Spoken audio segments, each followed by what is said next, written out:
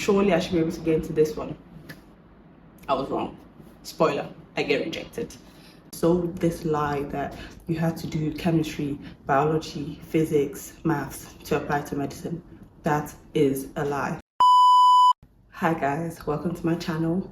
My name is Mercy. I'm a first year medical student here in the UK, and today I'm going to be talking about my journey to med school. From exams to work experience to everything in between, I will be going into it today. I'm going to share how I got here, what I did to get here, and any tips I have, and hopefully I'm able to help someone who's trying to apply to medicine. I think the first question everyone gets is why medicine? And for me, there are so many personal reasons why I decided to do medicine. The cliche being I want to help people, which I think, yes, is a cliche, but the primary thing is for you to want to help people, right? I'm pretty sure there must be something that's making you want to apply to medicine, so you don't need to hear my part of the story. But I think the main thing is wanting to help people and representation. Let's start from the beginning.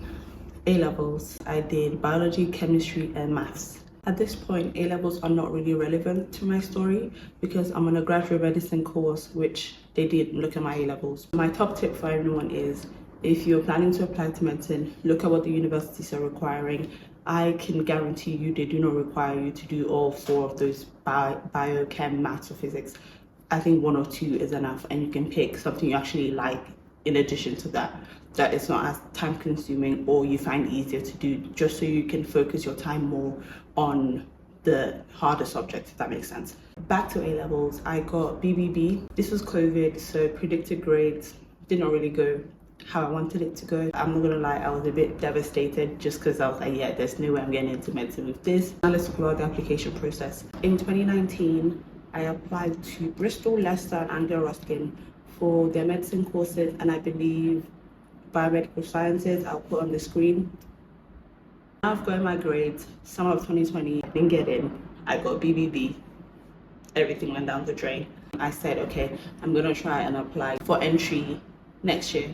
And the reason why I said next year is because I had already decided after I got my grades that I would just take a gap year and potentially rewrite my A-levels or find an alternative. Further down the line, I was like, you know what, I think I'm just going to either do like a transfer to med or maybe grad med. I don't know why, but now in hindsight, I just believe it worked out well because in 2021, which was when I would have had to rewrite my A-levels, was COVID, so no one actually rewrote their A-levels. Summer of 2020, I sat the UCAT. I made another application with UCAS, and I applied to Bristol, the gateway access to medicine, Leicester, Anglia Ruskin. I got an interview for Bristol for the access to medicine, did not work out. I then eventually found Leicester for medical physiology with the hope of transferring.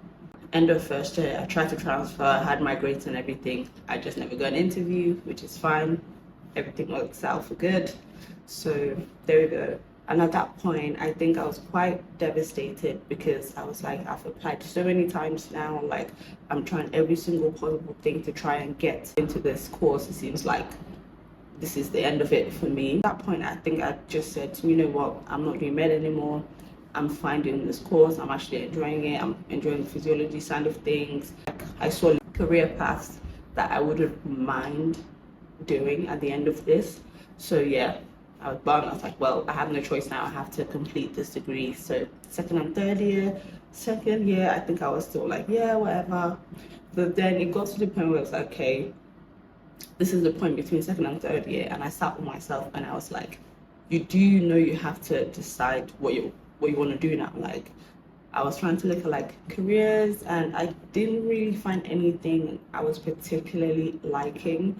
Like, yes, there were things, but I felt like I was settling. Early January or early in the year of 2023, I decided, yes, I'm going to apply for medicine, but I'm going to try and go for grad med and see what it's like. Summer, I registered for the UCAT, sat it, which is a story for another day. If you do not know, I had to sit the UCAT twice in the same application cycle because I had issues with my keyboard.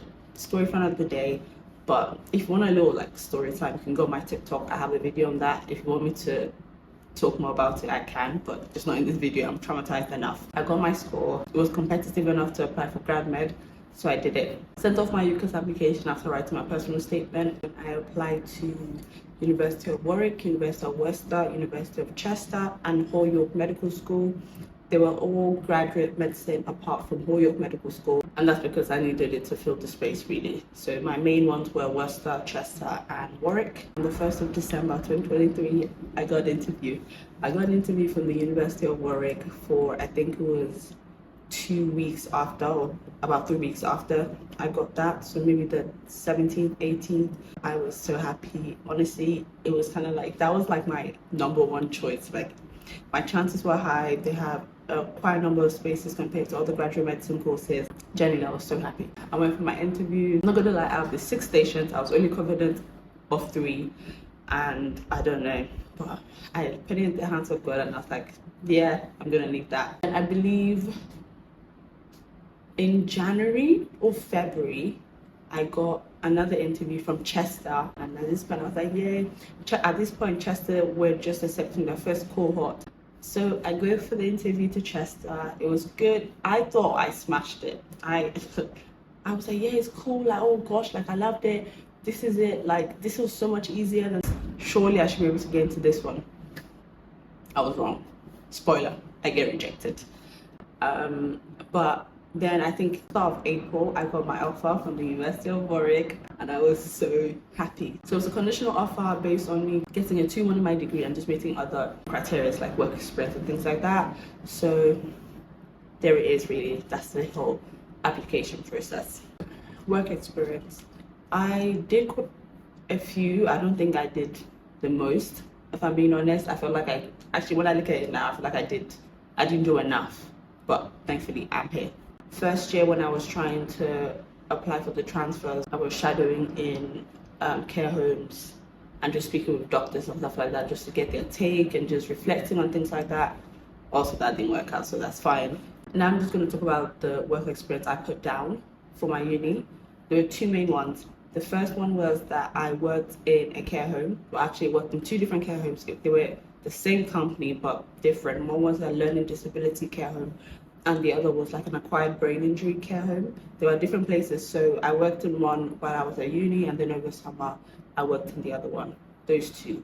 But because it was the same company and the same HR, that only counted for 1 work experience, and I can't lie, I was very bummed because I was like, it's 2 different experiences, like they're 2 separate care homes. I know they're the same company and stuff, but anyways, thankfully at that point I had done the Brighton and Sussex virtual work experience, so that's what worked out for me. So those are the 2. I put the care home as 1, and then the second one was the Brighton and Sussex Medical School. I think I needed 90 hours total, and I needed to meet a certain number of criteria, which I did, and I'm grateful for. So those were the 2 work experience I put down on my application. If you want me to talk more about like what I did to get ready for my interviews and stuff like that, I can talk about that. Just let me know down in the comments and I'll make another video.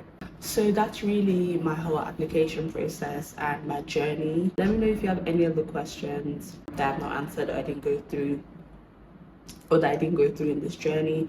I can always answer them in the comment section, or if I think I need to make a video about it, I can also make a video about that. So here I am, almost at the end of my first year of medical school. I think by the time the video is up, I'll be writing my exams. So guys, prayers for me, please. But once again, welcome to my YouTube channel, and I hope you stick along for the journey.